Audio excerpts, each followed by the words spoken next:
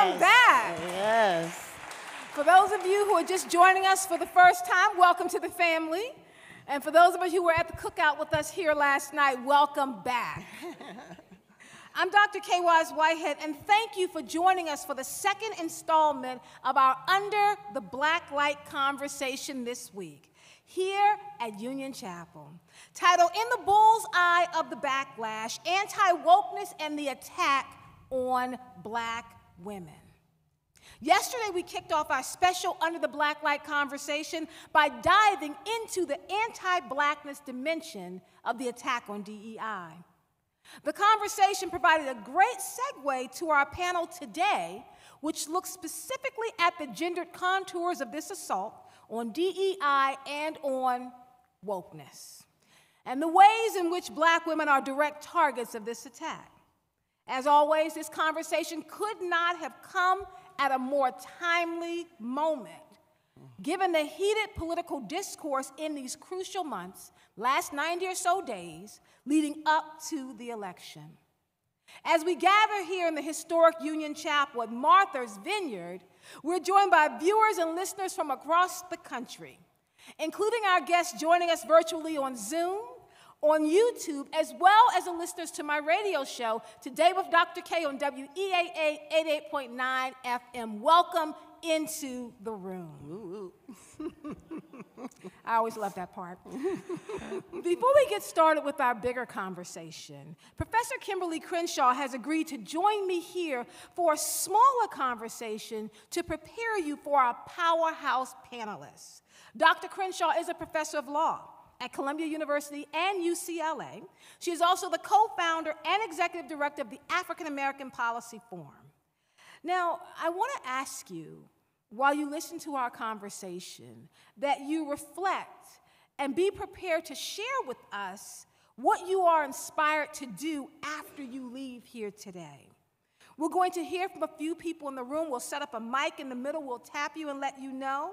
But for those joining us virtually, you can find us on Facebook and on Twitter and Instagram at AA Policy Forum. So now I turn to you, Dr. Crenshaw. Reflecting back on last night, we had a great conversation on the anti-Black dimensions of the war on wokeness. So the title of today's conversation is Black Women in the Bullseye of the Backlash Against the War on Woke. How does today's conversation build on yesterday? Yeah.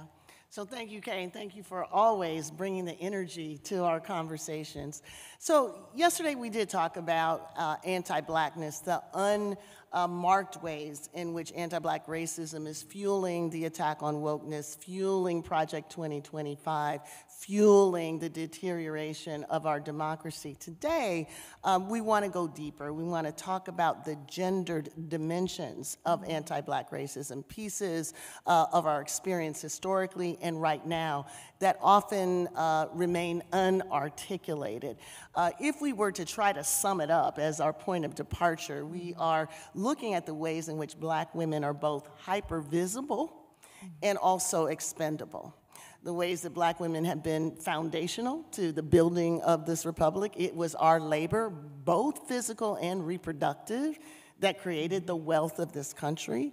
And at the same time, we have been written off. We have been subject to dehumanizing treatment. So these are sort of the pieces, the tensions that we're going to be exploring.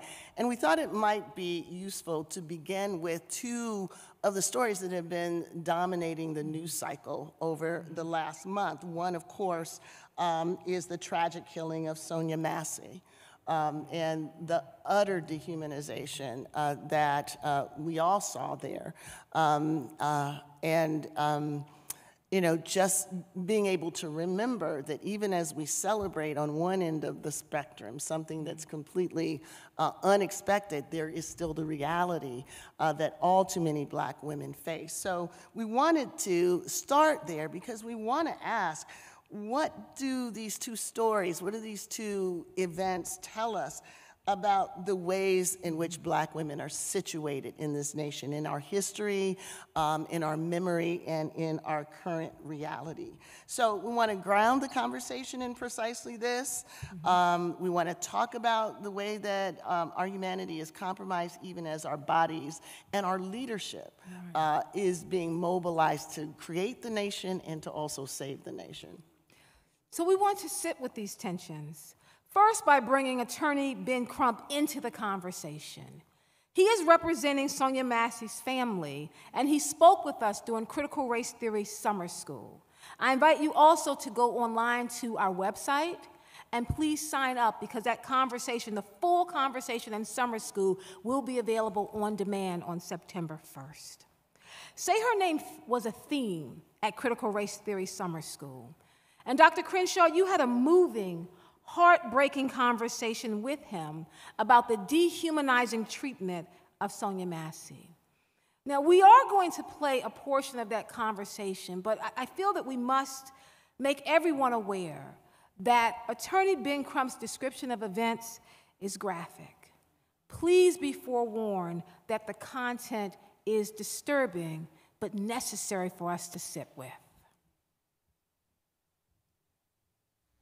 Welcome everybody to Critical Race Theory Summer School Homeroom. And I want to give a special welcome and an expression of immense gratitude to Attorney Benjamin Crump. I'm so grateful to have you here, especially given what I know you are doing today, what you're doing tomorrow, what you're doing all week to bring justice to the family of Sonia Massey. I don't think there's anyone who doesn't know something about this case, but just let me say Sonia Massey was a 36-year-old Black woman from Springfield, Illinois, who called the police due to her fear that there was a prowler in her home. And like so many other Black women who've been killed by the police, especially when they're calling for help, instead of getting help, Massey was shot at the hands of Deputy Police Officer Sean Grayson, and then was denied medical assistance, leading to her death. Now, this story is one that unfortunately, those of us who have been holding Say Her Name here at AAPF are not unfamiliar with. But one of the things that sets this case apart is, of course, the fact that at least we know her name. So I want to bring you into the conversation, Attorney Crump, and just start with whatever additional facts or details are important for us to understand in order to grapple with what is so egregious about this police killing of a Black woman. Now, thank you so much, Queen.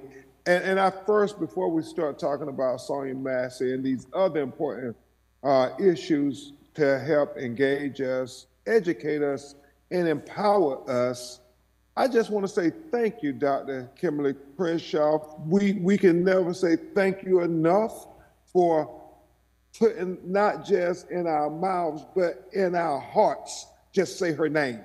Because, it breaks my heart when I think of it, but Black women get even less justice than Black men in these police killing cases. And it reminds you of what Malcolm X said, that the Black woman is the most neglected, unprotected, and disrespected person in America.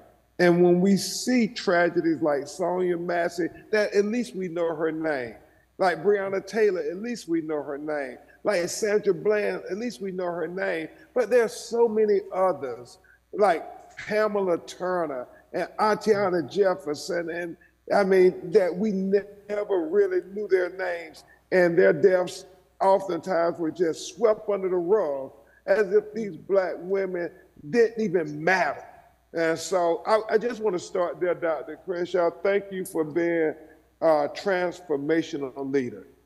Thank you. Thank you so much for that encouragement, and thank you for your leadership in this arena, especially lifting up the names of so many of the Black women that we don't know, you know? So one of the things that we talked about yesterday in our conversation is so timely, Attorney Crump, We talked about the origins of Say Your Name. We talked about the fact that so many of the names of Black women are not known, and when we don't know their names, we can't really advocate for them. We can't ensure that justice is done, and that what we call the loss of the loss is addressed. Yeah. So everybody who's a victim of police violence, every surviving family has experienced a loss. But some families experience the loss of that loss when people don't know their names, they're not galvanized by it, they don't show up, and the families are left to believe that their lost one was exceptional. Somehow, perhaps they deserved it. Somehow they were outliers. And what this case shows, and so many others, is there are no outliers. All of us can lose our lives to police violence any day of the week.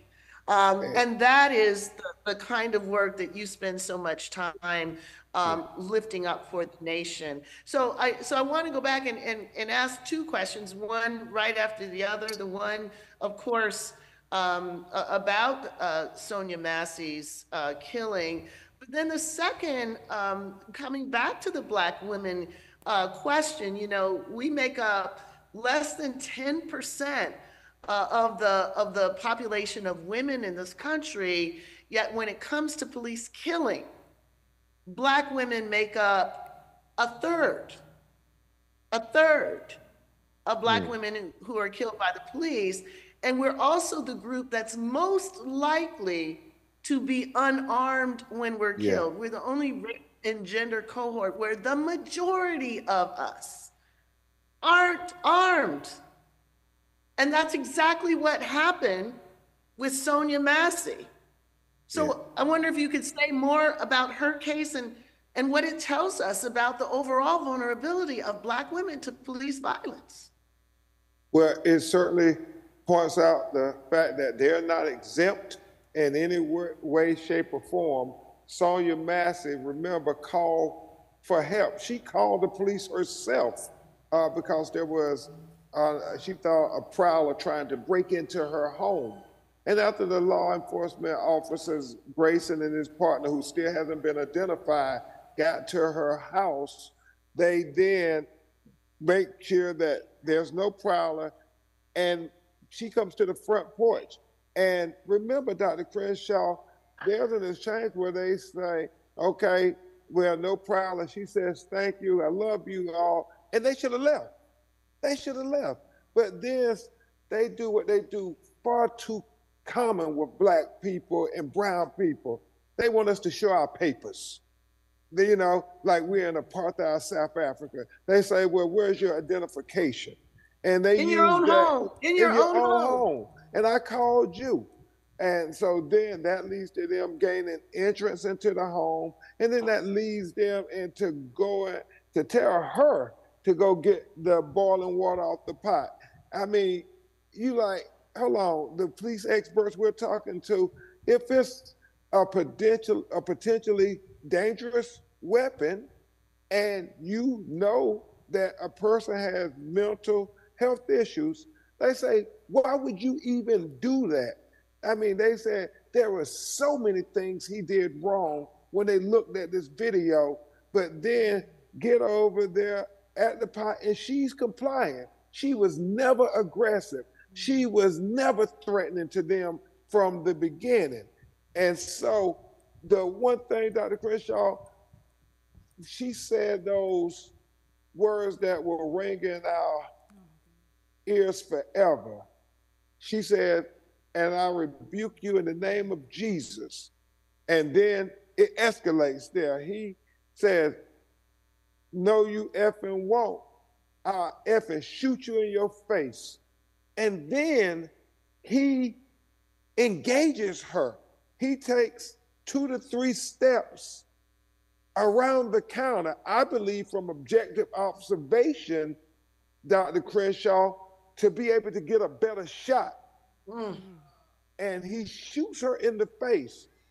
And we know from the autopsy, you know, that was released on Friday, that he shot her in a downward trajectory. Because remember, her last words, she stooped down and said, I'm sorry, sir. And we believe The autopsy corroborates the video, what we see in the video, because she bent down, said, "I'm sorry, sir." And as she's coming up, he braces his arm. We see in the video, and he shoots down, and the bullet goes through her, right under her left eye, and it comes out the back of her neck. You know, I'm seldom speechless, but just the details of this and the level of the inhumanity. You know, I was speaking to Rhonda Dormius, the mother of Corinne Gaines, and we were talking about, you know, the way her daughter was killed somewhat similarly, you know, in her own home, this time in front of her child, and was shot also in a downward manner, point blank, with a shotgun. And I remember saying something like, where is the sense of even the bonds that our families have with each other? Because she was also at the scene and was begging to be able to come in and de-escalate the situation. There's the child, there's the family. And she said, first, you have to realize that they don't think we're human. Yeah, yeah. Right? Yeah. To call something dehumanization, you have to at least begin with an assumption that I'm dealing with a human being. They will justify the killing of Black and brown people intellectually. They'll come up with all kinds of excuses and so forth. I mean, we talking about Sonia Massey. I'm still, the one that I think is just as heartbreaking is Pamela Turner. You remember the one outside of Houston, Texas? That's right. I mean, he shot her 5 times, 2 in the face, 2 in the chest. I mean, and the police union and everybody supported him. And this Black woman and her daughter is just outraged that her mother, like you said, Dr. Crenshaw, nobody paid her mother attention. There were no big marches or rallies for Pamela Turner, and she didn't do anything. When you see on the video, she was minding her business. The police assaulted her and battered her, and then claimed self-defense when that coward on his feet while she's laying on her back shoots her 5 times because she stopped him from tasing her. And it's these institutions that exist, the Supreme Court of the United States, the state legislators, the governors, the mayors, the police chiefs, who all run to the aid of the cops who kill the Black people, the Black women, many times unarmed. They don't shoot white people like they shoot Black and brown people. Shoot first and ask questions later. Because they know there are going to be consequences and repercussions for taking white life. But Black life, they say, oh, we can come up with all kinds of things. Not only stand your ground and all this stuff, self-defense. And we remember the Bernard Getz case. We've just given a little history lesson where the Supreme Court in New York concluded that your Black skin was justification enough for him. That was the threat. I'm so glad. There are 2 things that I want to hold up. First of all, thank you so much for holding up Pamela Turner. Pamela Turner's daughter, Chelsea Rubin, is on the line, is one of the family members of Say Her Name, is a continuous voice for justice for her mother. So thank you so much for lifting up her name. And also the fact that it is our embodiment. It is our skin. It is the thing that makes them think that we are dangerous. And our gender doesn't do anything to arrest that, right? Blackness is an endangering characteristic for those of us who live in this skin because they see us as constituting a threat, especially when we're going to call on our God, you know, to protect us. The enraging dimension of this story is just so much more than what we've seen before. Here's you know what I am trying to grapple with. There are some people out there, I'm not going to name any names, I'll just say some of them look like us, who are always the first to run to the defense of the police when they kill us. Always the first to deny that race has anything to do with it. Always the first to try to cast aspersions on people, on freedom fighters like you, like me, like others who are demanding justice.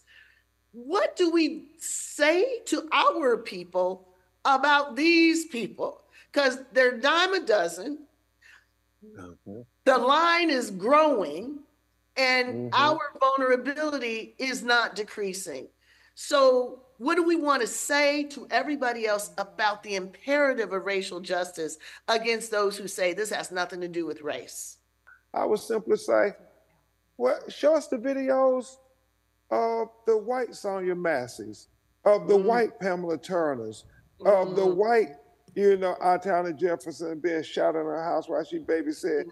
Show us the white women and white men getting killed on videos in completely unjustifiable ways. Show us those videos if it's not about race. I mean, because if what I said after January 6th, and sometimes I get in trouble, Dr. Crenshaw, because I don't know no other way but to speak truth to power. After January 6th, I said, if a picture is worth 1,000 words, then a video is worth billions. So here's my last question, because I know you're busy, and we are so grateful for the time that you are taking to be with us. One, what can we do? What do we need to do? What do we need to create for us to be able to live lives in which the very real possibility of being killed by the police isn't a daily reality for us? The one thing that we must always do is have belief that we can make the difference, that we can be the change that we seek. You have to believe that now. I believe completely with every fiber of my being that the enemies of equality will not win this war. Yes. And equality and justice. I believe that because I look at the precedent of what Black people have overcome in America. You just look at the precedent. When we formed this country, we were not even counted as human beings. We were 3/5 of a citizen. But we overcame that. And then think about the Dred Scott decision, Dr. Crenshaw. There were no rights that a Black man had that a white man was bound to respect. And we overcame that. Yes. We overcame the Middle Passage, what I believe is the most genocidal dynamic ever known in the history of the world. Only 1/3 of us made it. Out of all of half of us died in the slave cave. And then half of us slid on the ships. And then we got here and we survived and we were able to overcome that. And I think we have overcome Jim Crow, Dr. Crenshaw. We were able to overcome separate but equal. All this stuff our grandmothers and grandfathers were able to overcome. So there is a precedent there that no matter what the enemies of equality throw at us, no matter what this conservative Supreme Court throw at us, no matter what Project 2025 throw at us, no matter what Jim Crow Jr., PhD, Esquire throws at us. That's right. We gonna be all right. That's what I know. We gonna be all right, Dr. Crenshaw. We gonna be all right. Professor Crenshaw, when we encounter moments of trauma, we need time and space to process it. We know that that is the moment we're in now. Yep. And part of what Say Her Name is about and what helps ground this conversation is we have to be willing to bear witness. We have to be able to sit with the discomfort. We have to be able to see what can happen in order to better prepare ourselves to demand justice for those to whom it happened, and to create a society in which that kind of thing doesn't happen again. So the point of departure for this conversation is, first of all, to acknowledge the dehumanization, to be able to stare it squarely in the face, but also to recognize that as Black women in particular, our ability to speak truth to power, our ability to be our sassy selves, our ability to lead is not undermined by everything they try to throw at us, as what happened with. Let's take a look, folks. The question is, holding this space, being accountable, holding both our sadness for Sonia Massey and our excitement for Vice President Kamala Harris. We have to do both at the same time. Please make sure that you take all the time that you need to just come back from this moment, because we never stay at these moments. Like Professor Crump said, we're gonna be all right.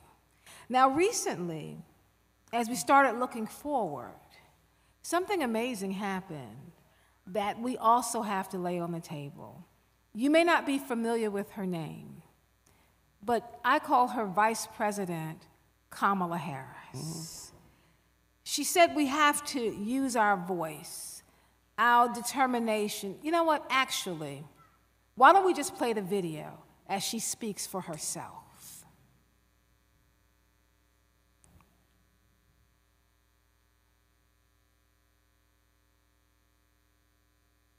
With audio.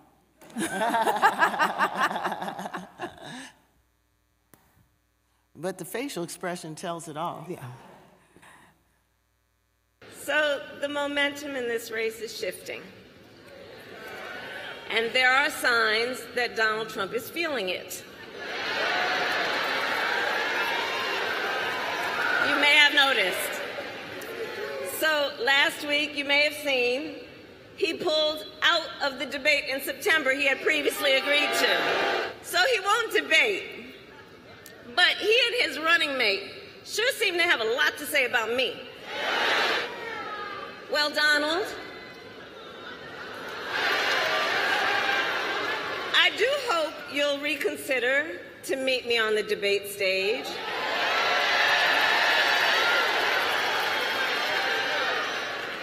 Because as the saying goes, if you've got something to say, say it to my face. So didn't we all know exactly where she was going with it? So that's Black women talking to each other. We knew exactly what she was about to say. Which means there's joy in resistance. There's joy in being who we are. I could probably continue telling all the reasons why we have to have joy, but I probably need to pass it over to Professor Crenshaw to get the rest of this evening going. Professor Crenshaw, to you to introduce our panelists. Thank you so much, Kay. So, it's no accident that some of the most visible targets in this campaign against wokeness have been Black women, stretching from poll workers to college professors to presidents to artists, intellectuals, elected officials, from school board members to the vice president. We've been defamed as incompetent, maligned as untrustworthy, discredited as unprofessional. Our leadership has been dismissed, our work sacrificed, and our histories have been sidelined.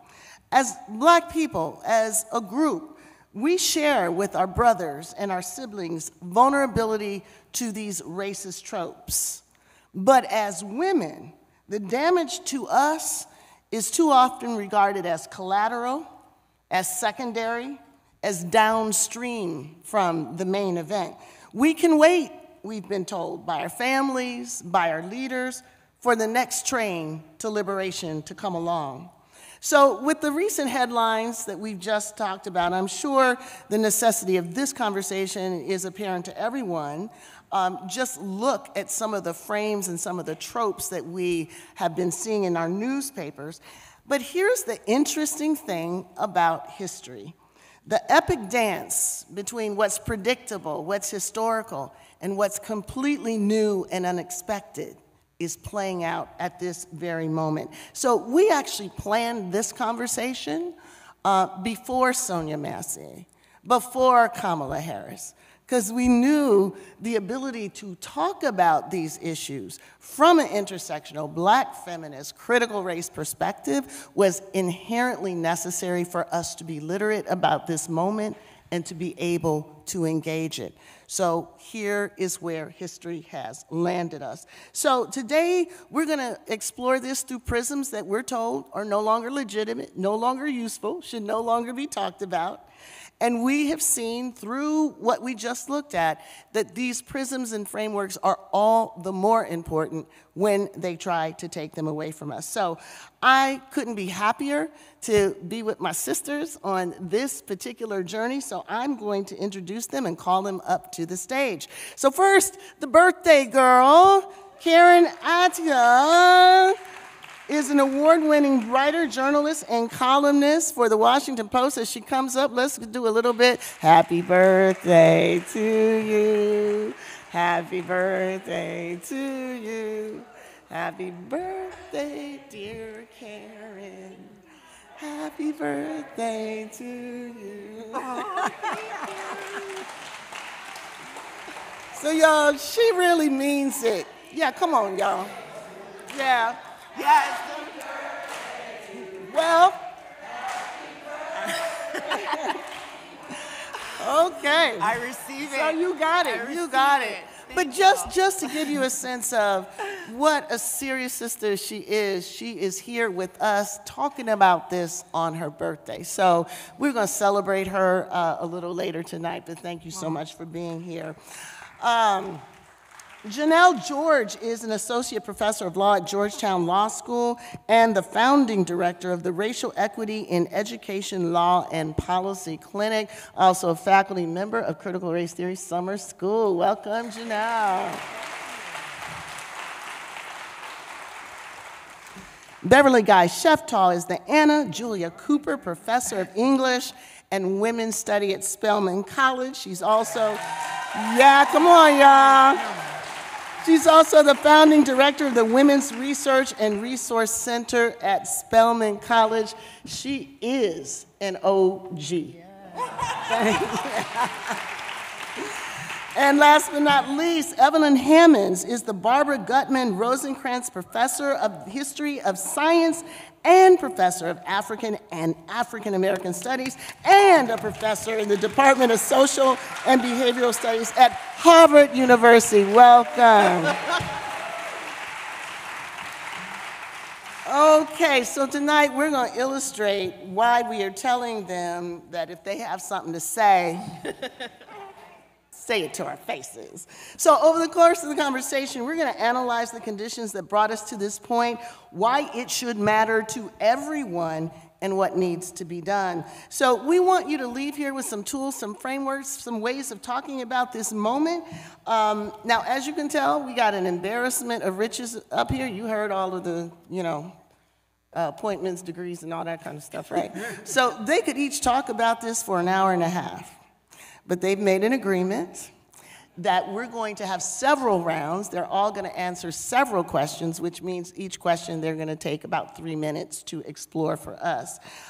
In subsequent rounds, we're going to talk about what each of us can and should be doing. And as Kay suggested earlier, we want to know what inspires you about this conversation. So let's get right to it. So Janelle, last night, we had a robust conversation about the law, how it was being weaponized to advance an anti-Black agenda.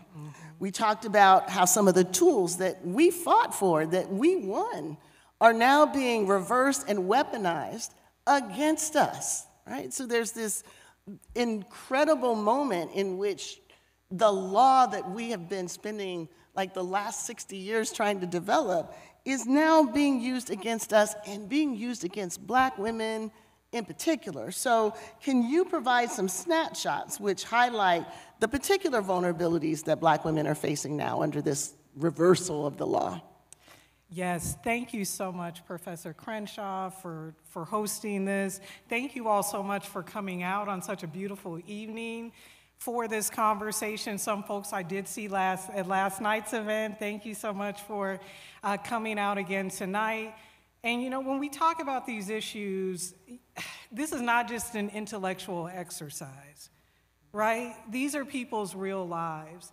And I see some of my colleagues in the academy, Professor Cheryl Cashin with Georgetown, Professor Wendy Green. We live this, right? Mm-hmm.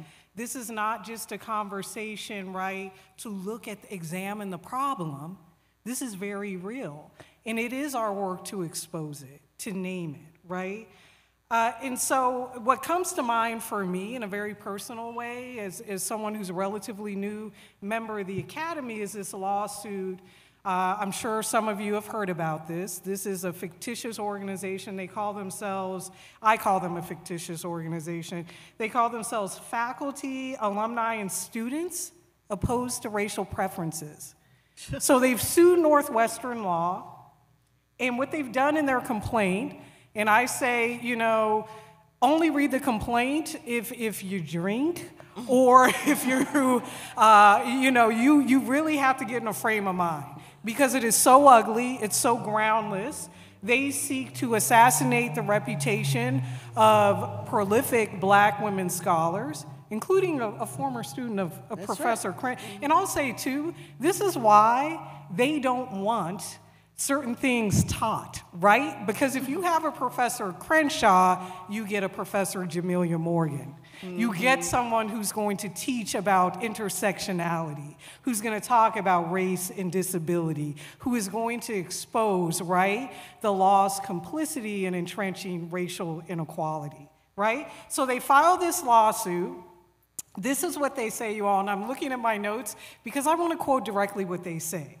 They say, Northwestern Law, which by the way I think has 85% of their faculty is white men, they're hiring women of color, and I quote, with mediocre and undistinguished records over white men who have better credentials, better scholarship, and better teaching quality. By the way, the Black women that they name, even objectively, have amazing credentials. We're talking Yale, Stanford, et cetera. That aside, they are doing groundbreaking scholarship in their field, right? So, but I'm not even going to give credence to these actual attacks or the complaint or the allegations. What this is about is a larger project. It's the same project that's attacking critical race theory. It's the same project that's attacking LGBTQIA individuals. It's all part of the same project to undermine racial progress, right? And so our work is to name it. Professor Crenshaw talked about bearing witness. We have to bear witness in this moment, right? I used to practice family law, hated it, only did it for a couple years. But when I had a really bad case that was going south, my supervisor used to say, make your record, just make your record. Get things out, get your facts out. This is our time to make our record. Thank you, Janelle. So Karen, you've been in the news lately. A little bit yourself. You were the co-chair of the National Association of Black Journalists Convention that wrapped up last week in Chicago. You stepped down after a decision was made to invite former President Trump for an interview. Now, there are many things that were striking about this. 3 Black women were chosen to interview him, which one could say at best was ironic, given his mistreatment of Black women journalists in the past.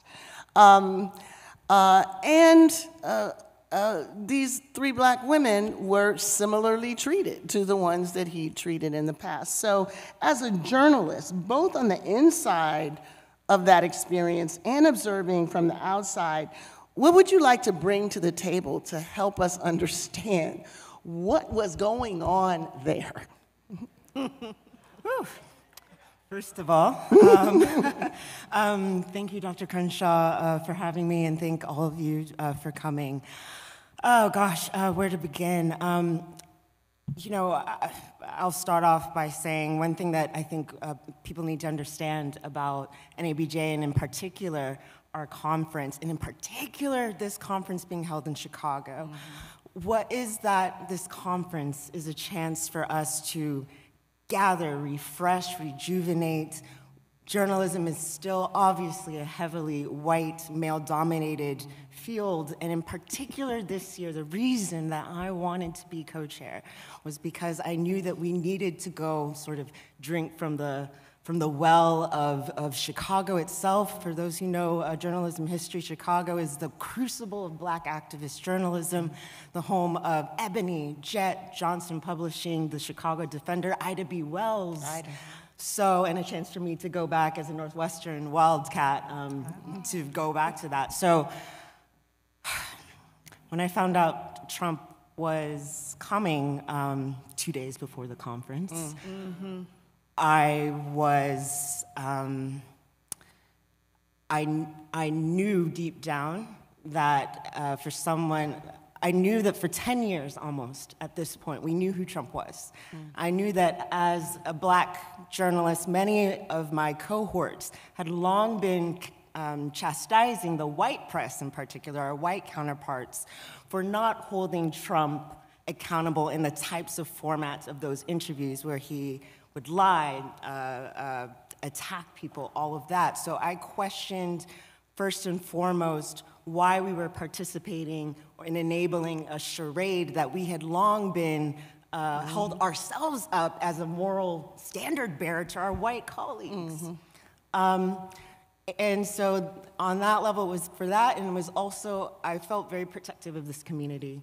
And I knew that as being that, that we had held ourselves up as that line in terms of the truth and disinformation, I personally couldn't be a part of it, but I hoped, I didn't expect to be in the news like that, but I hoped that it's bigger than Trump, it's bigger than NABJ. It goes down to the level of how much degradation, in a way, are we willing to tolerate and put Black women up for as mules, as sacrificial lambs for a charade, in order specifically to, what did we get out of that? A few ephemeral sound bites, his racism. Had we forgotten the sort of corporate systemic amnesia that helps to perpetuate a lot of the systems that we talk about is perpetuated by the media. So when I saw people saying, well, we're grateful to these Black women for allowing you, Trump, to come into your space and pollute your space because you might have saved democracy because we got to be reminded of who he was. No, so I think that's, I can go into it later, but largely I think from the outside and the inside, it came up down to Black humiliation for white spectacle is not something that I believe holds any journalistic, democratic, or humanistic value. So, thank you for that. Beverly, as someone who is in the field of women's studies and humanities, much of the anti-woke assault has targeted Black women intellectuals. When we look at the list of Black women who were excised from AP African American Studies, for example, it's a who's who's list. Patricia Hill Collins, Audre Lorde, Alice Walker, Bell Hooks, Angela Davis, Kathy Cohen, the list goes on, Crenshaw. Right? The list goes on. So can you help us understand this in a historical perspective, right? This is not obviously the only time or the first time Black women's intellectual production has been marginalized, sidelined, sacrificed, thrown under the bus. What is this that we've seen before? Okay. Let me say first of all, let me thank African American Policy Forum for inviting me to this panel. I want to say one thing about the Say Her Name project that maybe people don't know. I've gone to Say Her Name gatherings, and the women are actually there. You all are not just talking, and you are treating them, taking them to spas, loving them, and caring for them in person. So I just want to say, I don't know of another organization who practices what it preaches and who brings these women in community, and it sometimes makes you weep. So I just want to thank you all and just say that to the audience. It's not just writing about it, it's bringing the women into community, many of whom, of course, had not met each other. Okay, so I want to declare unapologetically and loudly that Black women have been the most radical, resisting group of people in the U.S. around oppressions. And I'm talking about intersectional anti-colonialism, anti-imperialism, anti-capitalism, anti-heteropatriarchy. That's us, which is why, therefore, that we have been the most targeted in terms of who we can't read and who we cannot connect to, because our analysis, our cogent analysis, writing, and also our activism, and we could go back to Ida Wells, we could go back to Anna G. Cooper, and we could go all the way back to the 19th century. So we deliver a threat to this place. And we are the women, we are the people who have been the most critical. So I want to just very quickly, because this is still not a part of our history, I want to go back and also say that it's Black feminists who began the so-called second wave women's liberation movement in the US. And it starts with SNCC. It starts with SNCC. And first it was the Black Women's Liberation Committee. So you hear that language, Black Women's Liberation Committee. Okay, so all of this stuff about Black women didn't like the movement, they didn't like feminism, total bullshit. And then Black Women's Alliance that morphed into a Third World Women's Alliance. And we were in solidarity with Puerto Rican feminists, and we were talking about sterilization, and we were talking about the Chicano movement, and we were anti-imperialists, and then we published a monthly newspaper called Triple Jeopardy. And you all should really read it. And I just want to say what it said on everyone.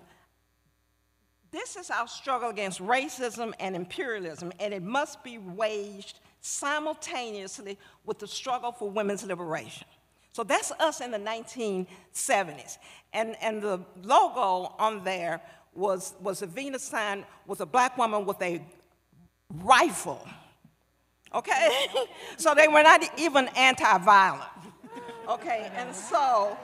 And they talked about mass incarceration, and they talked about labor unions, and they talked about the fact that it was Puerto Rican women who were experimented on for contraception. So we have been the radical, intersectional writers, theorists with respect to how you eliminate all forms of oppression. So that's why we are eliminated from everything. Yep. Oh, one other thing, Triple Jeopardy, there were articles in English and Spanish, because we had a global third world analysis in terms of our intersectional lens. Thank you, Beverly. Y'all see why I call her the OG, right? So, speaking of elimination, Evelyn, let's talk about Harvard. Let's talk about a little bit about what happened there. So, in case you've been under a rock, Harvard lost its first African-American president after serving less than a couple months. What we are seeing now with respect to the assaults on Vice President Harris, we've seen play out in assaults on other people. And we've also seen how some of our friends, we've seen how the media have contributed to this. So I'm sure you all know who this picture is, right? Now, let's put up another picture. That's her. Now this is another one. Do you all know who that is? Do you know any story about this person? All right, so Evelyn, I'm gonna let you take it from there. So, you know, as everyone has said, I'm so happy and grateful to be here, to have an opportunity to speak and join with my colleagues here and to be with you all. This has been, as far as I can say, the most difficult, horrible year in the academy that I have ever experienced. And I will say this, that it's been a terrible year for Black women across the academy, for Black women staff and faculty, and Black women workers in these institutions of higher learning. It has been an absolute horrible year. And I think that it's going to take a long time to recover, if we can recover. I mean, part of the recovery is going to have to be to not forget what happened this year. And there are a lot of people who would like us to say, oh, we're going to start school again in 3 weeks, so we're just going to start as if nothing happened this year. Well, the most terrible things did happen this year. And as Beverly has indicated, and as other folks have talked about, and we were made targets in our institutions, and those institutions consistently failed us. This was institutional leadership failure on every level that led to what happened to Claudine Gay. And many others, not just Claudine Gay, but other folks as well. And I think that it's really important to recognize that it's one thing, if you're in a fight with somebody, it's one thing to be defeated, but another thing to be defeated and humiliated and have your picture on the front pages of international newspapers, papers all over the world, the story that would not stop. More articles written about her presidency at Harvard than any other Harvard president in history. To make it very clear that we didn't belong there, we can't be here, and all the achievements that Black women have made to be in these institutions was nullified completely. We had no value, we had nothing to say, and I think that there are so many lessons we'll point to as we go on about what happened and some of the failures both of institutional leadership, but also I think of our broader community in coming to the defense or not coming to the defense of Claudine Gay and the other women who were under the most ridiculous, continuous scrutiny and devaluation that I have ever witnessed. So I'm going to ask you to hold the mic to come back to precisely that issue, and just to put a little bit more context on it. The New York Times published 13 articles in 10 days on the topic of Claudine Gay and allegations of plagiarism. That picture that you didn't know, that's the president of Stanford, a male president who offered his resignation after charges of falsifying research emerged that were credible. So the problem isn't just what the media tells you or tell you, but also what they don't tell you, right? That is a story. Black woman president accused of plagiarism. The white male accused of worse, you don't know that story, right? So we're dealing with a targeting, and we're dealing with a failure to report accurately and fairly. We're dealing with the fact that what the media now have become is an amplifier of the far extremists' organized effort to remove us from these institutions. And we're not just theorizing it, they said it. They said, look, this is what we're gonna do. We're gonna plant stories from the far right media ecosystem. We're gonna count on the mainstream media eventually to pick it up and run with it. And so they end up doing their work, right? So now the question for us, obviously, is where everybody at, right? How is this an example of the expendability? Because a lot of people had to see this happening. A lot of people had to understand the contours of this allegation. I can't say a lot of people, really showed up and drew the line on the sand. So what do we need to understand? How do we need to address? How should we be feeling in this moment? You already said a little bit of it, but tell us, more. So I think the moment revealed something that in many respects maybe we had forgotten about. The ways in which Black women have been under attack in the academy for many years in many ways. And so I think that we had made some progress, right? We have deans and we've had college presidents and we had all that, and sort of a sense of that, you know, we had made it. We were part of these institutions. We were considered to be valued colleagues and everything. But then the moment that the fire was turned up and a concerted, open attack was made, then nobody had anything to say. Nobody had anything to say.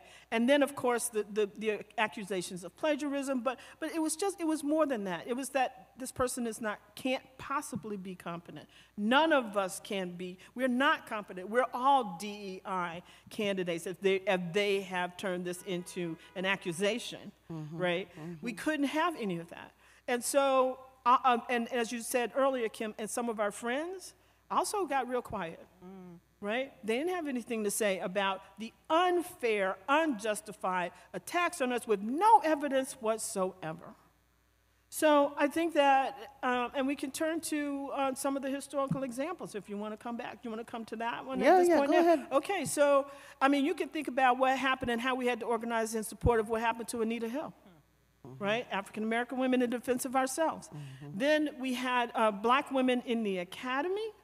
That I was a co-chair of, a co-organizer of in 1994.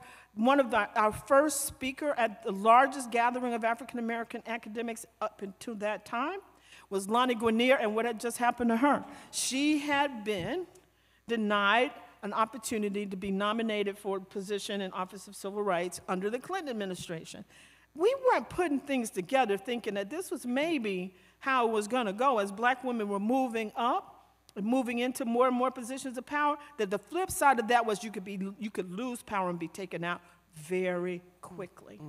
And so I think we finished Black Women in the Academy. We thought that, you know, we were making a lot of progress, but the progress was never deeply embedded in these institutions.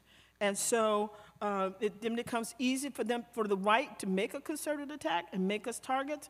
Then that's what they were able to do, and they were able to do it quickly. Yeah. And let us remember that, you know, Lonnie Guinier was a premier voting rights lawyer, right? Widely respected, appointed to lead up the Civil Rights Division of the Justice Department. The only thing that was necessary to take her out was somebody to say, weird hair, weird name, weird ideas. They called her the quota queen.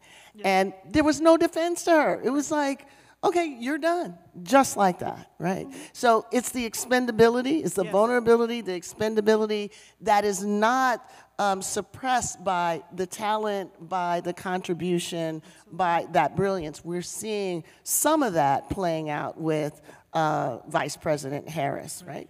And Beverly, I am coming to you, and let me build on it. Say one thing, because a lot of people don't know, Anita Hill was also a distinguished law professor in Oklahoma, and her, you know, she was forced to leave and go to Brandeis. Yep. Okay, so and just want to so say that. You're on that topic, and that's where I was going to go to with you. So we just, we heard about Black women in defense of ourselves, and just for those of you who weren't around then, Black women had to pool our resources. That was in the day before cell phones, before the internet. The only thing we had was a fax machine and the postal service. That's right. To actually raise, how much was that, Ed? About $50,000. $50,000, because we couldn't get a word in edgewise, right?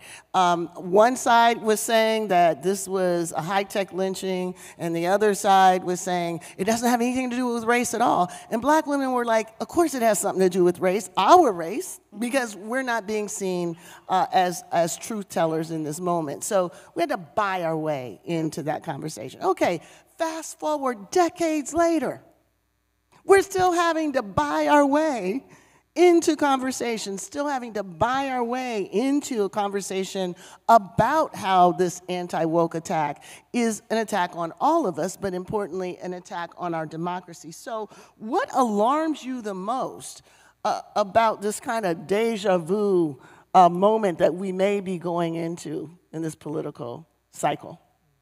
Let me echo Karen to talk about even amnesia in the black community. Okay, corporate amnesia. One of the things that the black community should be the most ashamed about is not supporting Anita Hill and calling her all kinds of names.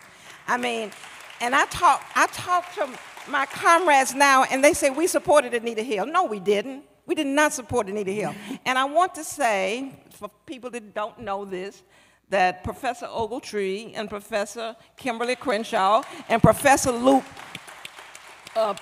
volunteered pro bono to help Anita Hill with her case. But I'm going to say that was the worst. That was the worst year of my life as an out black feminist.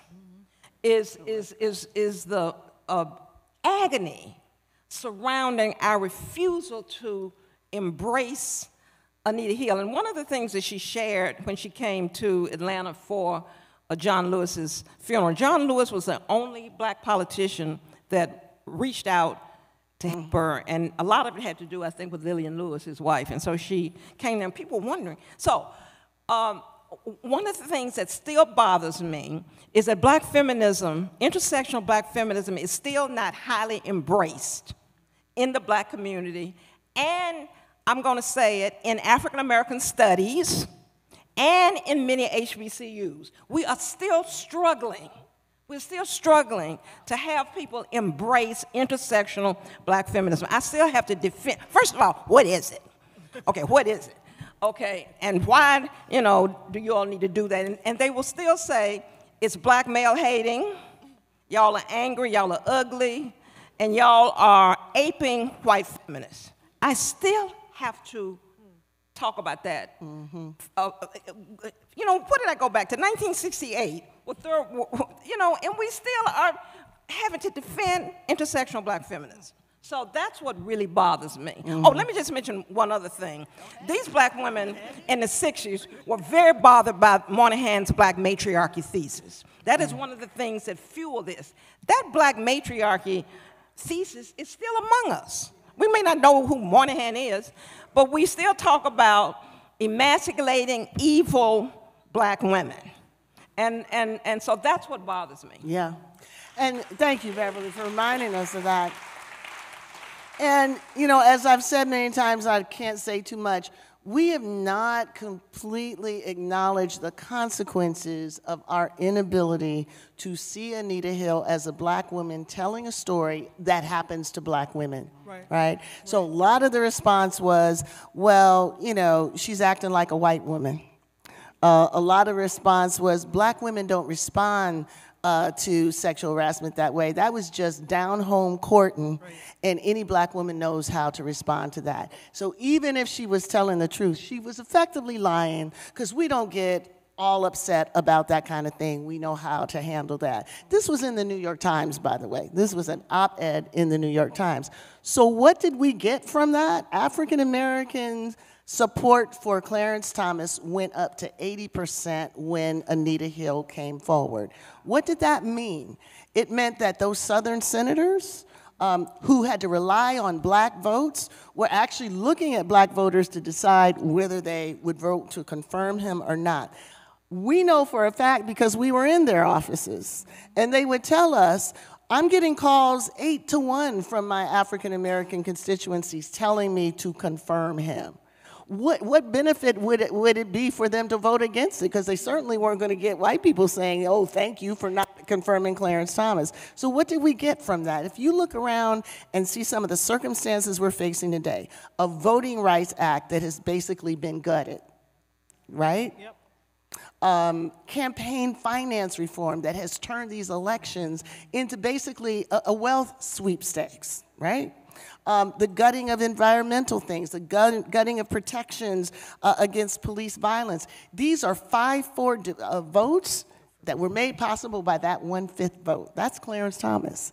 So if we want to have some sense about why it has been so damaging that we don't have an analysis of how race and gender have shaped our lives, if we don't see black women as credible about their own experiences, if we don't see their leadership, not only do black women suffer, not only do communities of color suffer, our democracy suffers, right? So this is all part of why it is vital that we learn new tools, new ways of elevating our experiences in the leadership that's necessary. So Janelle, on that I'm going to come to you because we talked about the Northwestern case. We talked about how the tropes and the stereotypes just, you just can put it on a page. You don't have any proof. You don't need any proof. Basically, the idea is if a black woman is in that job, you've taken away from a white man. Right? So as a law professor, as a critical race theorist, as someone who is a former litigator at LDF, what is it that disturbs you the most about this moment in terms of our failure to come to terms with what's actually happening? Wow. I think so much of what we've just said, right? Not defending black women who are in the bullseye of these kind of attacks, right? And this is part of their long game. I mentioned this is part of the project of attacks on critical race theory, DEI, et cetera. Anti-blackness is at the root of these attacks, right? It's at the core. But they're playing a long game, right? So in prepping for this, I asked myself, who is behind this Northwestern lawsuit, right? Who's actually doing this? So the lead lawyer for the plaintiffs is named Jonathan F. Mitchell. Never heard of him. But he's a former Texas Solicitor General. He led the passage of a bill in Texas, SB 8, that effectively banned most abortions in the state, right? He also defended former President Trump's right to appear on the Colorado presidential ballot as a candidate, right? And he won on appeal to the Supreme Court. And that's interesting to me because there's a through line here, right? All these different issues, right? From reproductive justice to affirmative action to law school hiring, you see this thread. It's part of the same project, right? And it's interesting to me, so they co-opt the language, the liberatory language of the civil rights movement. They adopt this kind of colorblind ideology. None of this is about race. Forget history. That's why they want book bans. That's why they want restrictions on the teaching of our nation's history of racial inequality. Because if you obscure all of that, then it helps them to make their case, right? That's what they actually want. But this is part, again, of the same project. And I remember when I was working on women's reproductive health issues, they started attacking women on Medicaid's access to abortion with the Hyde Amendment. No one cared. I swear I'm going to wrap it up 2 seconds. No one cared. Oh, that's not us. That doesn't matter. Again, these tropes. Words matter. The stories we tell ourselves matter. Oh, those are the welfare queens, et cetera, et cetera. But then they did Medicaid, and they started to creep in and creep in and creep in. One day, people realized, oh, they'll never come for Roe. They came for Roe, right? So these attacks on other women who folks thought didn't matter, right? Oh, there's just a few black women in the academy. It doesn't matter anyways. It matters because they're part of these same attacks, the same project. All of us need to be paying attention. Yeah, thank you for that, right. When they come for us, they're coming for you next, and that's the story from that and from attacks on 1619, CRT, Don't Say Gay, now DEI, right? So the idea that we can pivot away from these or just say it's not about us. If we don't learn this lesson now, I don't know when we will. Karen, I want to come to you. So I was shocked by someone who said they were shocked. So I was shocked by one of your colleagues who interviewed Trump, that she was surprised that he would be so hostile, that he wouldn't answer the questions. And as you said, for 10 years, we've been aware of this. So there's something that must get in someone's head to make them think that the thing that they've seen again and again and again was not going to happen again. And so I'm wondering what that is. Is it like this commitment to performative objectivity? Is it this belief that, if we ask the better question, we'll really, jam it? I mean, what was going through anyone's head that they would be shocked that he would use that platform to perform, that he would use misogynoir as a way of getting his message across. Like, what memo were they not reading that made them shocked by this? Yeah, so a couple of things. Like, I'll preface this with, I was in the room. I decided to actually go to the charade, the circus, to see it for myself as a journalist. And I will say, it was still deeply shocking to see that and to witness that and to see, again, other Black journalists be behind this and justify this, again, in terms of the sort of corporate value of the sound bites that were gotten. And a lot of people saying, well, this will change everything. This will defeat Trump. How many times, whether it's, grab him by the pussy, whether it's impeachment, January 6th, how many times has he broken through all of these, barriers? So I don't want to specifically, impugn particularly the journalists. I think they did the best they could in an impossible setup. Personally, I think back to your point about there's an element of this about what happens when we as a Black community don't hold the line for our values, yeah? What I did find shocking, not so much about Trump, I did find shocking that the event was billed as a way to get across the concerns of Black voters. We did not have a single member of the Black press. Look, I'm a part of the white corporate press. Every single person on that stage is a member of the white corporate press. We got one question about Sonia Massey. We got maybe 5 or 6 about J.D. Vance. We got nothing about maternal mortality, nothing about reparations, nothing that allowed people coming away from the event, whether they watched it on TV or in the room, to come away at least using the spectacle as an opportunity to educate about what is the state of Black America. None of that. Instead, Black America, I felt, was sold under a certain pretense in order to get, again, this quick spectacle.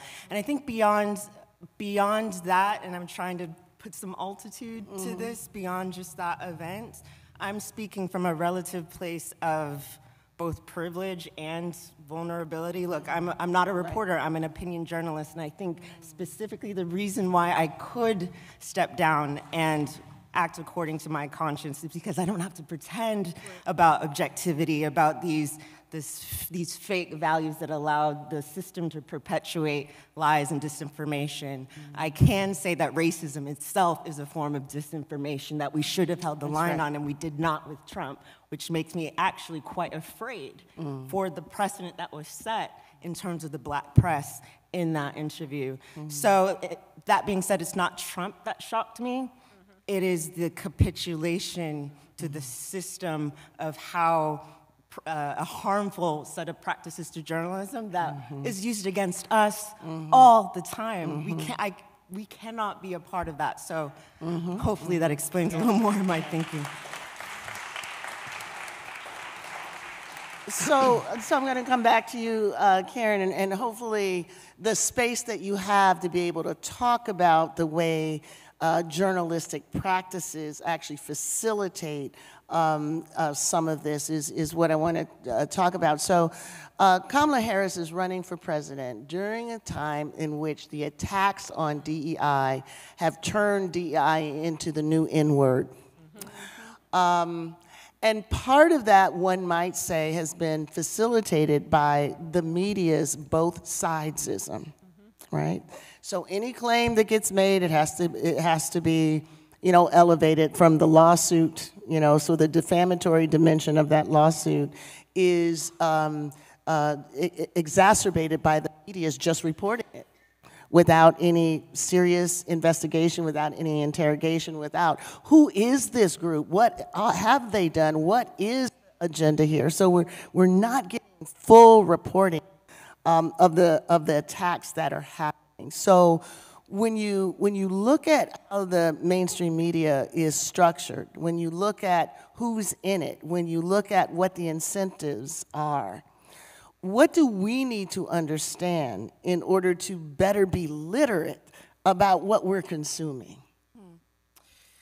Yeah, I mean, I think a lot of this goes down to, it's a bigger question about, in general, about media literacy and in general about critical thinking, which again, I think actually tracks back to the education sector about how are we teaching children even to be critical of the information that they're getting. I've said for a long time that, well, I mean, obviously I said for a long time, look, diversity in terms of, it's just true, I am one of the very few columnists, Black women columnists, and I think that's by design. And it gets to this question of, at the end of the day, we have to be honest, that a large part of the mainstream media is to serve the interests of power. And at the end of the day, we do what we can. I do what I can, but I think part of what is, in terms of looking at the attacks on Claudine Gay, I've seen what happens when my industry decides to kick that system into action to protect itself at all costs, no matter the collateral damage. And that collateral damage includes, you know, the media industry going through budget cuts and layoffs. We are often the last to be hired and the first to be fired. And so I've seen, you know, even at my outlets, a hollowing out of older generations of Black female journalists, specifically some of whom were my mentors, like Vanessa Williams, former president of NBJ, who now we can't draw upon that well of knowledge dating back to the 80s, 70s, 60s, and that's a real loss. And so if the media functions truly as the first draft of history and bearing witness, that is an inherent contradiction in its actual function, which is to serve power, particularly a power that does not want to bear witness to its own crimes and its dehumanization, particularly against Black women. And so I do think part of, I think what does need to happen is, specifically, I think there need to be more Black women opinion journalists. I should not be, it gives me no pride to, you know, say that I'm the only staff opinion writer, but I think a large part of it, yeah, does have to do with, like, making these alliances, right, and putting those issues front and center, even if it's at risk to my jobs. Yeah. But yeah. And I have to say that reading your columns sets the world right for me again. Like, I read the news and I read the opinions. I'm like, what planet are these people on? And then I see Karen, like, okay, let me see what she's got to say. It's like, yeah, that's exactly right. So, yeah, the sun is like, Earth is round. Why is everyone like, you know? But again, I think part of our job is to bear witness, and we're the record keepers. I think it's really important that we are the record keepers to history, and there's a reason why they want to annihilate us who can at least say we are here, and at least say I dissent. Yes, right. And so on that, Beverly, I'm going to come to you. It's not an accident, of course. We've been talking about this as a time where we are on the precipice of potentially seeing a new configuration, or at least a new possibility, and at the same time, the frameworks that would be necessary to be able to articulate it, envision it,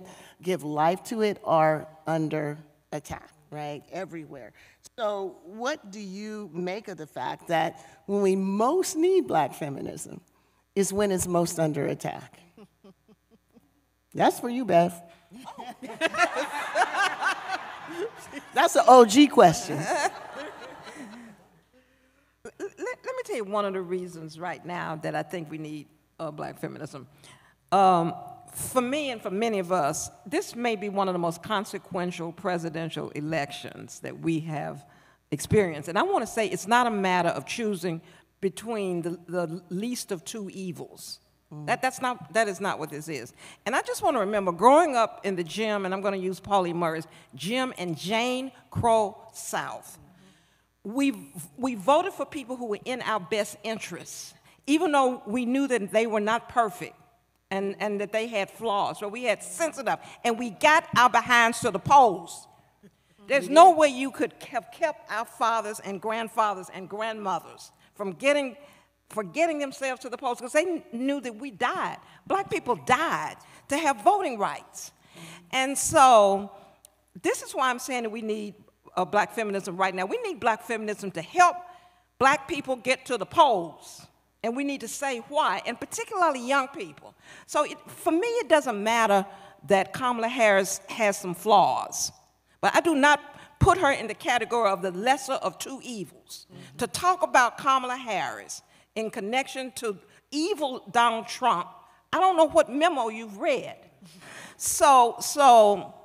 And much of the embrace of Kamala Harris has used intersectional black feminist analysis. Even black men organized themselves to support Kamala Harris and talked about sexism and talked about how badly black women are treated, and they quoted Malcolm X.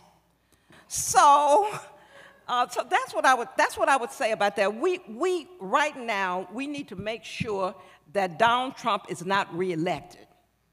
And we need to deploy a black feminist analytic framework to get ourselves to the polls. And on behalf of AAPF, I have to say we are a nonpartisan C3 organization that brings public education to people of color for them to decide how to exercise their political power. Okay. Well, vote for whomever but get to the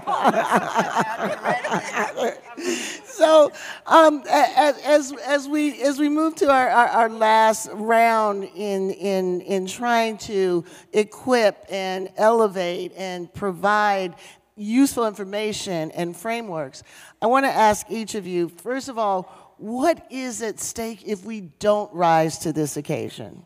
Right? Because I've been saying this, for the last year.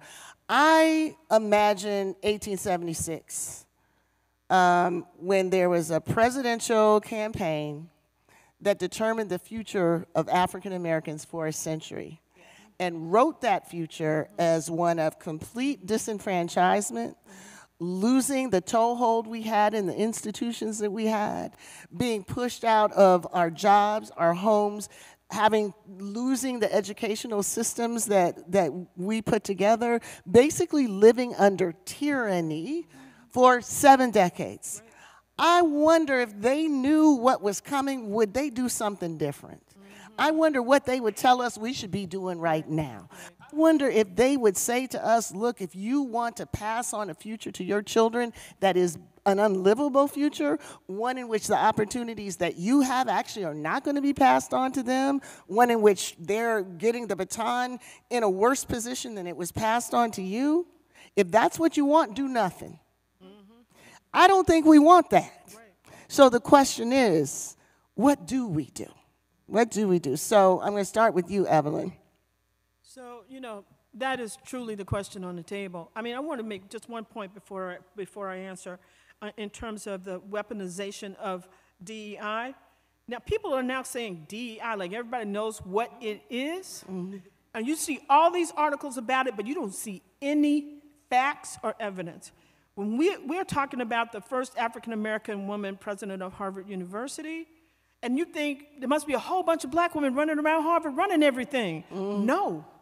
No, not when Claudine was president, and certainly not now. And it has not been true that we are now proliferating through these institutions and taking on all these leadership roles. You don't see any data, no stats. Less than 3% of us moving into top leadership positions in these institutions. But all we get back is, well, must be a DEI hire. Mm-hmm. Everybody's willing to accept that lie without question. Mm-hmm. And it is truly a lie. What do we need to say about DEI? Because I've seen, it's almost the equivalent, and this is even a misogynist framing, do you still beat your wife, right? Yeah. There's no right answer to that doesn't confirm that there's a problem, right? Right. So what should we be encouraging people to say about that? Because too many people have said, well, no, she isn't. In the same way that they say, no, we're not doing intersectionality. No, we're not doing, the pivot does not work. We have to be able to figure out how to both affirm that DEI is not a framework for incompetence. Exactly. And not deny Exactly. the value and the importance of DEI in completely reshaping Yes. our entire social Yes. world. So Yes. what would you suggest people say in response to that?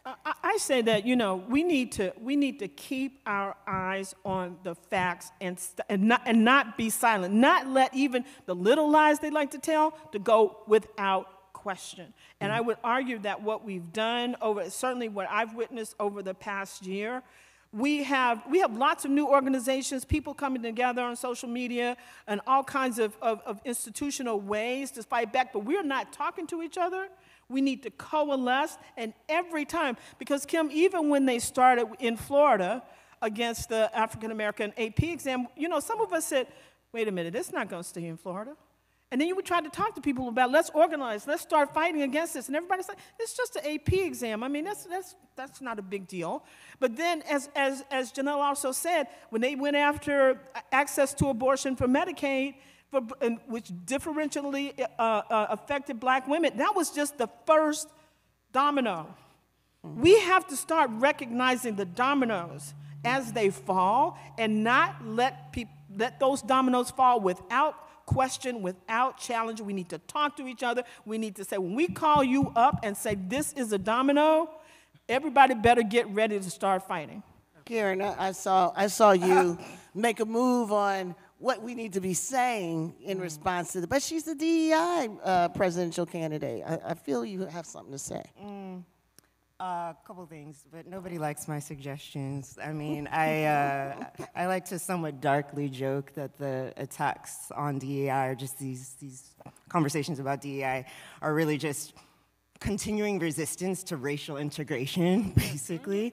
And that sounds right to me. Nobody likes my suggestion to call it, you know, like chief desegregation officers, like, but that's the way I look at it. Is like this is true. The continuation and the resistance to integration at the very basic level, integration at the higher levels of media, of learning, of law.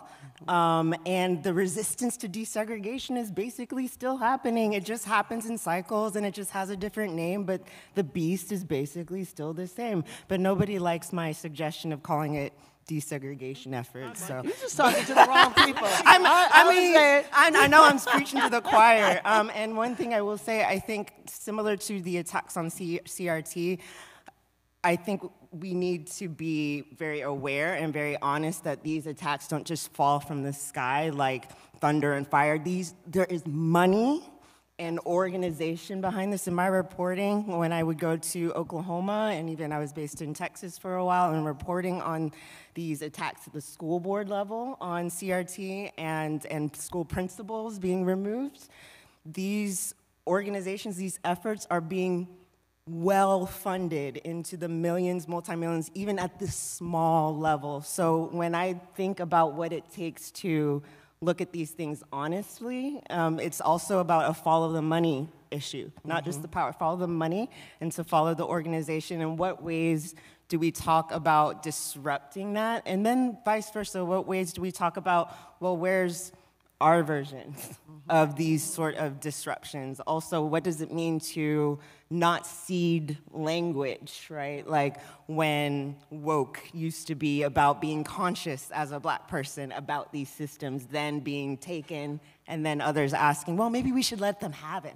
No, why cede ground, I suppose? So yeah, I mean, I think, again, back to, you know, unfortunately, NABJ, it was unfortunate that the Trump's racial attack against Harris was done in front of a black audience, again, to add layers of the humiliation to Harris, then back to us, and forcing us to cede our conversations, our framing power. We should have been talking about black voting issues and getting to the polls, all of that, but instead we had to waste our time talking about whether Jamaicans were black or not. And we had to waste our time looking at all white panels arguing what blackness is. And again, it was just back to how do we stay, again, back to this question, staying focused, because again, Toni Morrison, right, said the very function of racism is distraction. So how do we stay focused, and how do we use the focusing power of groups like AAPF, of those of us who are in the media, to be very, very intentional about trying to take some of the power out of these attacks? I'm going to go to Janelle, because I think that the chief desegregation officer is actually reminding us something, right? That diversity is a copy of a copy of a copy, right? Of the initial recognition that affirmative efforts need to be made to dismantle white supremacist exclusion, you know, from these different institutions. And then it got watered down, and now DEI, you know, it is a minimalist kind of value, but it gets framed as, you know, reverse discrimination, preferential treatment. Luke likes to call it, this is a fight about the diminished overrepresentation of white people. That's what it's all about. And yet, you know, it becomes almost a death sentence to be called that. So I'm sure that there's some reading from how we think about the law, how we think about this long-term struggle to try to really dismantle these exclusions that really respond to the idea maybe we should call a thing a thing. Absolutely.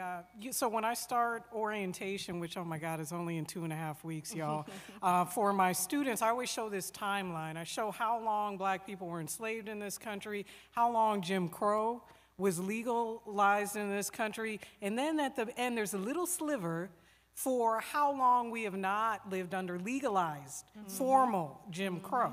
And the students are always shocked when they see this timeline, because they're like, wait, actually that's not very long. No, it's not, right?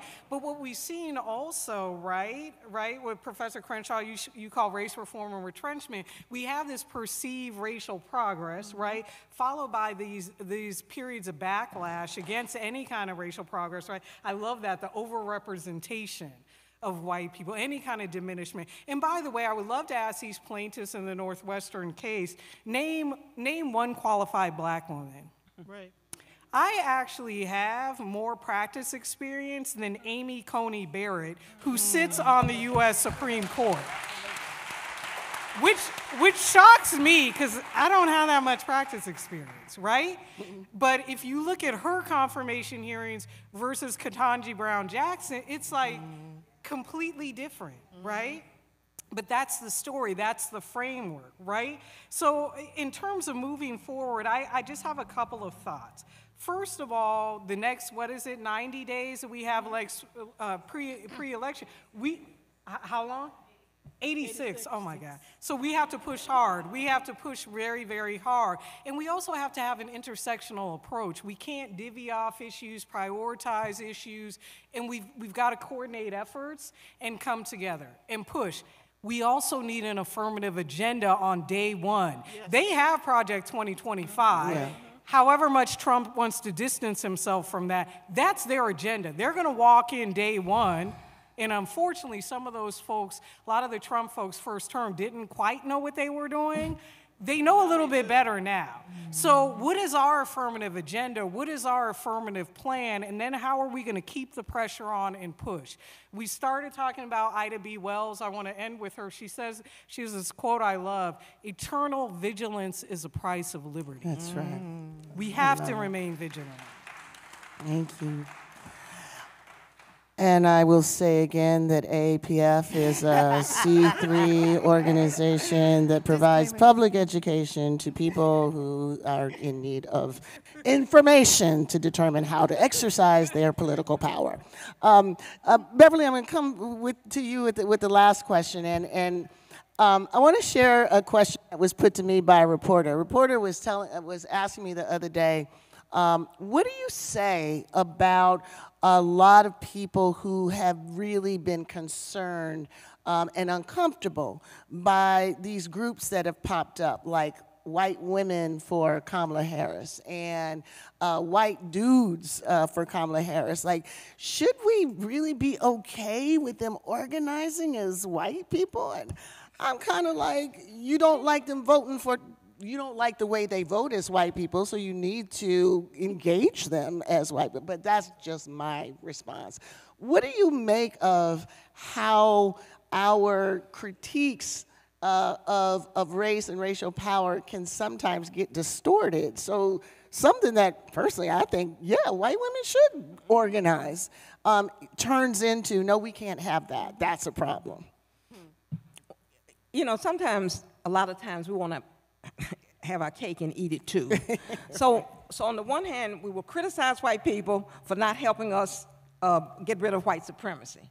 And then when that happens, then we criticize that. But I want to say another thing, put myself in the category of saying stuff that people don't like. When I'm in my white feminist spaces, I tell them, you need to stand yourself up and to say that we have been the primary beneficiaries of DEI. You need to say that. I mean, we can say it. You need to stand up. When you hear people criticizing DEI, you need to say, we, and the data shows that. White women are the major beneficiaries of DEI. And if you look at the academy, college presidents, deans, I mean, it's indisputable. So what I say in white feminist spaces is what I just got through saying there, and what I say to black folk, you need to shut up.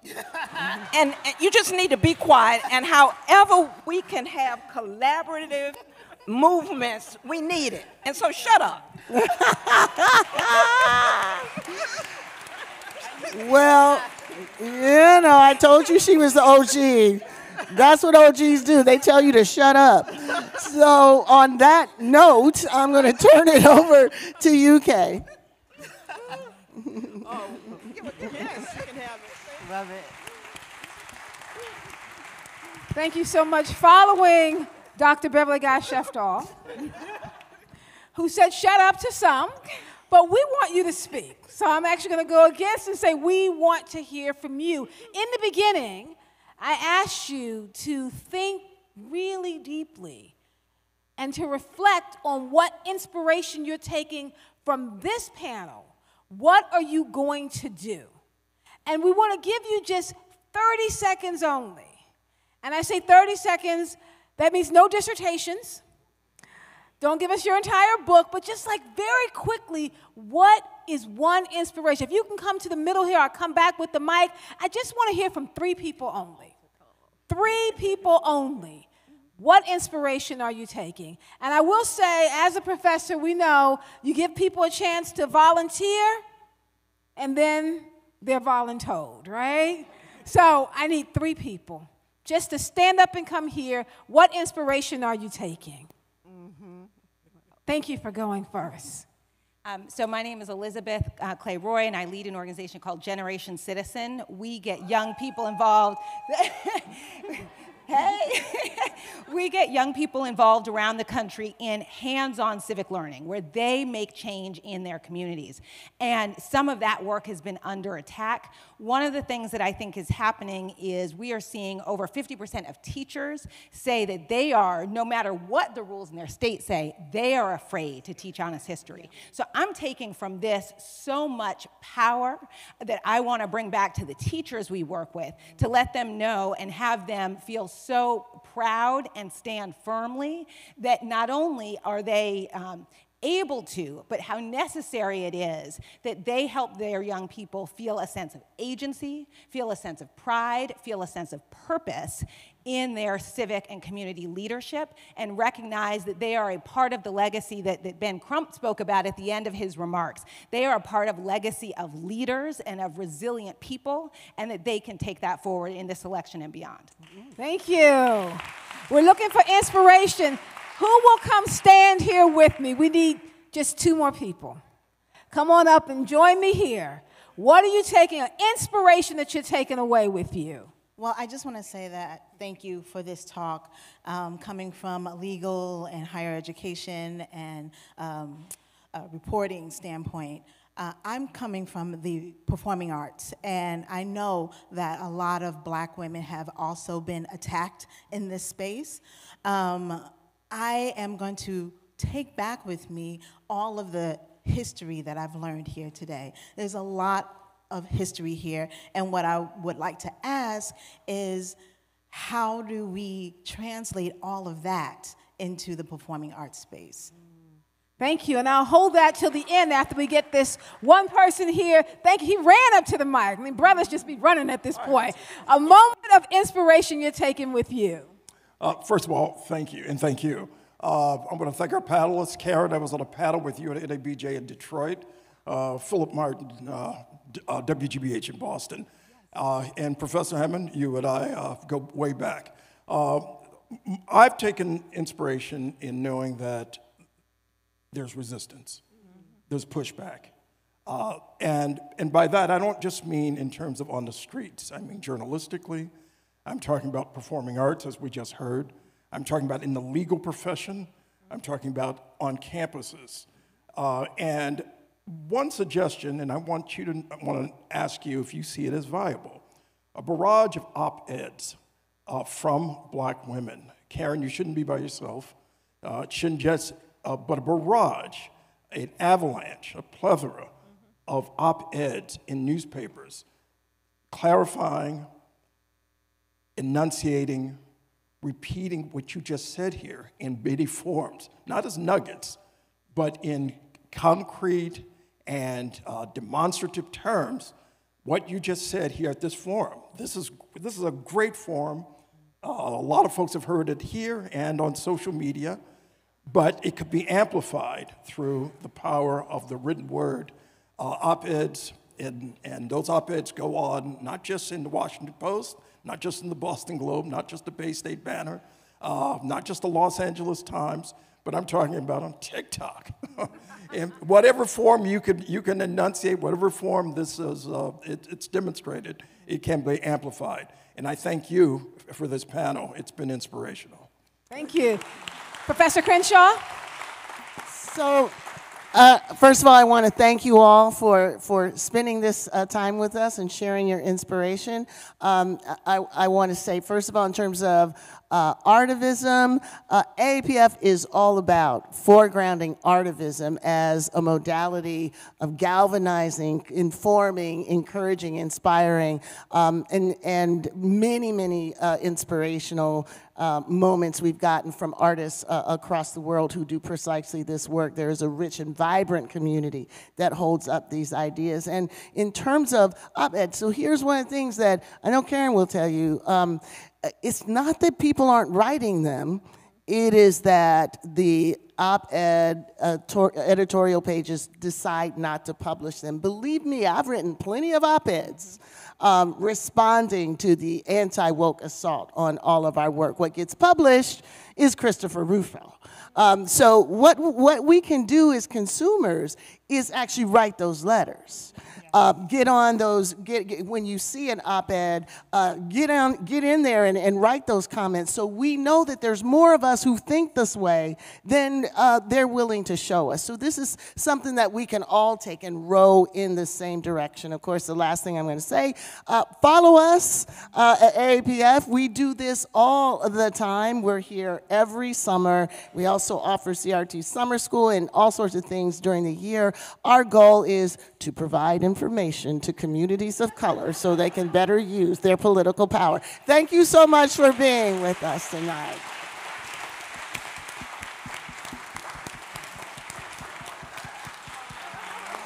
Karen, Atia, Janelle George, Beverly Guy Sheftal, and Evelyn Hammonds, please show your appreciation.